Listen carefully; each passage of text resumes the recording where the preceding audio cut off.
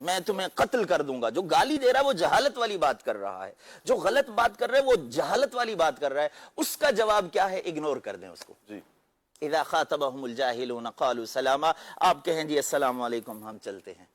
جی اس کا کوئی جواب نہیں ہے. تو اس نے قابیل نے جب دھمکی دی تو حضرت حابیل نے کہا میں ہاتھ نہیں اٹھاؤں گا. لیکن آگے والے جو جملے ہیں قبلہ شاہ صاحب, آپ حیران ہوں گے. ہمارے ہاں نفس و شیطان کی بڑی تاکید کرتے ہیں ہم, اور شیطان کی دشمنی, اس پر ہم بات کریں گے کہ شیطان کی دشمنی کے حوالے سے بھی ہمارے لوگ جو ہے نا پیچھے رہ گئے ہیں, نہیں سمجھ رہے اس کو, دشمنی نہیں سمجھ رہے.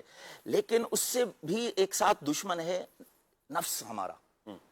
نفس کی دشمنی کو تو ہمارے لوگ سمجھ ہی نہیں رہے, اس کی طرف توجہ ہی نہیں ہے. حالانکہ اللہ رب العالمین نے یہ پہلا جرم قتل کا جو ہو رہا تھا دھرتی پر, ایک بھائی اپنے بھائی کو قتل کرنے کی طرف جا رہا تھا, اس کے پیچھے کیا تھا؟ اللہ رب العالمین نے فرمایا فَطَوَّعَتْ لَهُ نَفْسُهُ قَتْلَ أَخِيهِ, اس کے نفس نے اس کو راضی کیا اللہ اکبر کہ اپنے بھائی کو قتل کرے.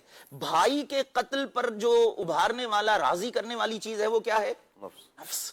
وہ نفس جس سے ہم آج جو ہے نا پیچھے ہٹ گئے, چلتے جا رہے ہیں, اس کی خواہشات پر عمل کرتے جا رہے ہیں, اس کی اپنے خواہش نفس کو جو ہے نا, اللہ رب العالمین نے بڑا خوبصورت جملہ ارشاد فرمایا, ہماری روحیں کانپ جائیں, ہمارے جسم کانپ جائیں. اللہ رب العالمین نے فرمایا ارأیت من اتخذ الہہ ہوا.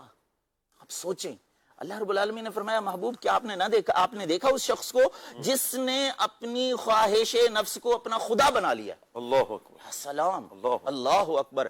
یہ خواہش نفس کو اگر ہم پورا کرنے کی طرف جاتے ہیں تو کیا ہوتا ہے پھر؟ وہ ہمیں اس نہج تک لے جاتا ہے کہ کوئی بندہ اپنے بھائی کے قتل پر بھی راضی ہو جاتا ہے, کوئی بندہ اپنے والد کے قتل پر بھی راضی ہو جاتا ہے. اور یہ جو کچھ بھی ہمارے معاشرے کے اندر دیکھ رہا ہے, ہم خبریں سن رہے ہیں, آج یہ ہو گیا, آج وہ ہو گیا, اس کے پیچھے نفس ہوتا ہے.